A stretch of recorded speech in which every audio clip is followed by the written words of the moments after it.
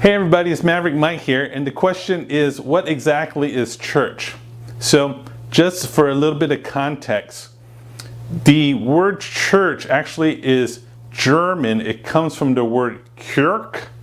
Okay, now a lot of times these days it implies a religious organization, and that is not the intention that God had for what he was trying to describe. So I'm going to call, instead of using the word church, I'm going to call it a faith community, okay, or a believing community, whatever you want to call it. And the reason why I like to use this term instead is because it implies relationships without an overarching organizational structure. Okay, now, am I against organizations? No. Organizations are not necessarily good or bad. It's what you make out of it.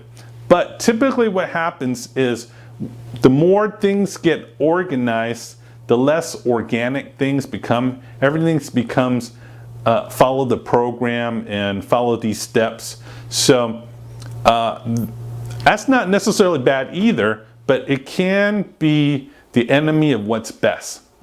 And I'm going to talk about that a little bit more in a second.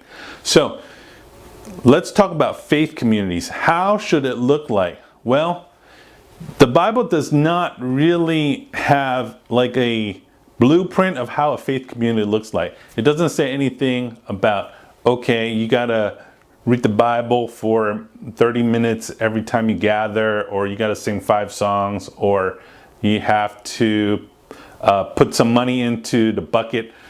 Nothing like that. Okay, it pretty much gives you freedom on how you decide how that looks like. Okay, so which is really awesome. Okay, to have the freedom to express how you want to gather with other believers. So when it comes to gathering, yeah, you can gather in person, and these days people gather virtually, and you might not even know, you might not have ever even met the person you're talking to virtually, and you can still have a relationship, which is a little bit surreal, but that's just the reality we live in today.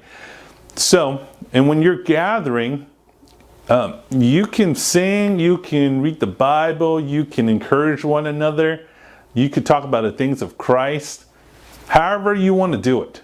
Okay, it could be over a meal, it could be at a beach, it could be at someone's house, it could be at midnight, it could be at 4 a.m. in the morning. You decide. You decide. There's no right or wrong answer on things like this.